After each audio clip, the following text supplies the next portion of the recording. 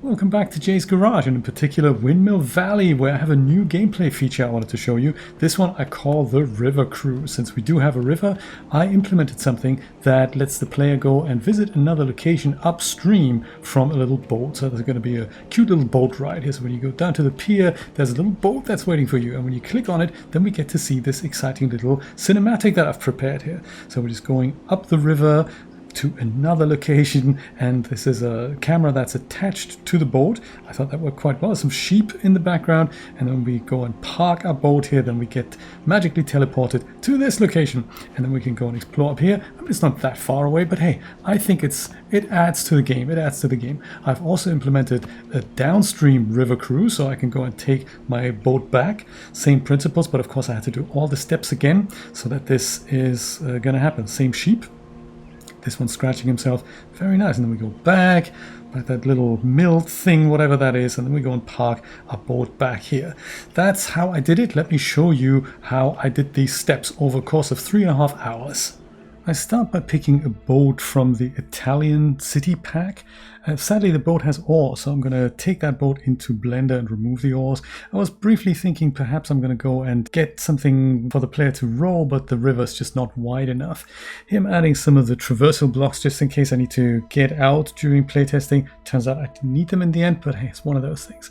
Once I've got the boat, I'm creating a duplicate of my bench interactable, for which I need another cinematic, and that is the level sequence I'm creating here with the character mesh in place.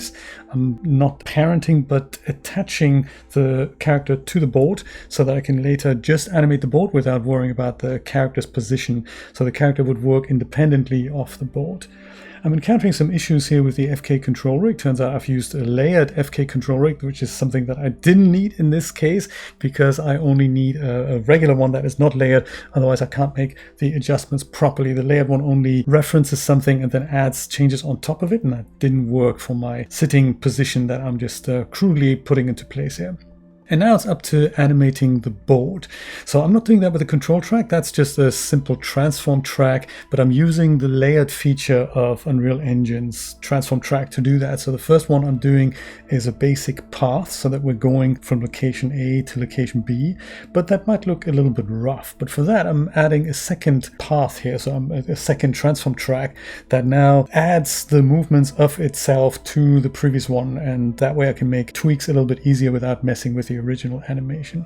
I'm doing that a second time for the rocking left and right animations, so it's quite nice. You can make as many tracks as you want. And then of course the Unreal Engine crashes and I have to go and redo most of my work here because, you know, that's just how Unreal Engine rolls. So one of those things. I think the path had saved, but my cameras that I'm setting up now, they hadn't. So I originally envisioned 2 or 3 cameras to switch between, and I'm setting them up here a second time, and one of them is going to go pan from left to right for the start, and another one then goes and follows the boat. That's also helping me during the production here to follow where the boat's going and if I need to make any changes. That then also crashes another time, saving the cameras not again. And then I'm having this idea of just creating a simple camera and attaching it to the boat so that we have a follow camera, and turns out that's actually the easiest and most effective camera here. With the sphere, I'm trying to push the water out of the boat. Turns out that didn't work either, but hey, it's one of those things. It's a learning process, isn't it?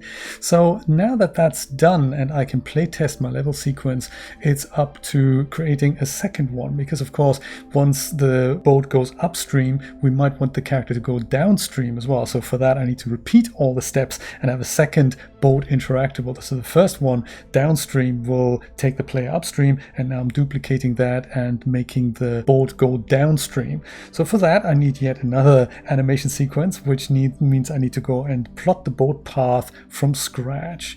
I was briefly considering perhaps just duplicating the existing one and then maybe making use of some of the existing keyframes. Turns out that didn't work either, so it's actually much simpler and faster in this case to just start from scratch, and you know, that's fine. It's all a learning experience for me here.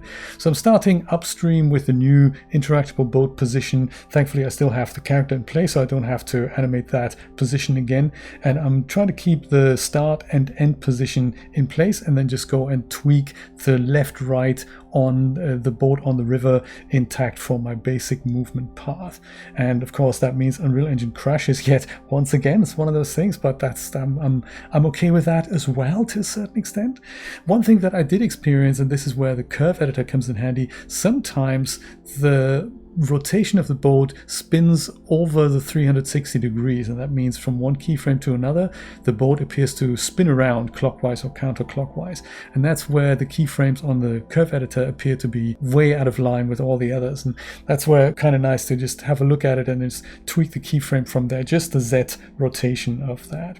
And then I'm literally nearly done. Just a couple of tweaks, another Unreal Engine crash as you do, and then a couple of playtests later, both upstream and downstream sequences work fine. I'm realizing here that the upstream sequence that I've made earlier sort of seems to hit a rock or doesn't quite come out of the bridge perfectly, so that is what I'm tweaking here, and then the animation is done and the player can go upstream and downstream at their own will. I hope you find this interesting, this little behind the scenes look at the whole process. Took about 3.5 hours to put this together for something that the player sees for maybe 20 seconds, if that, but hey, that's just the nature of television, and it looks like game production as well. Thank you so much for watching. I hope I'll see you next time. Take care. Bye bye.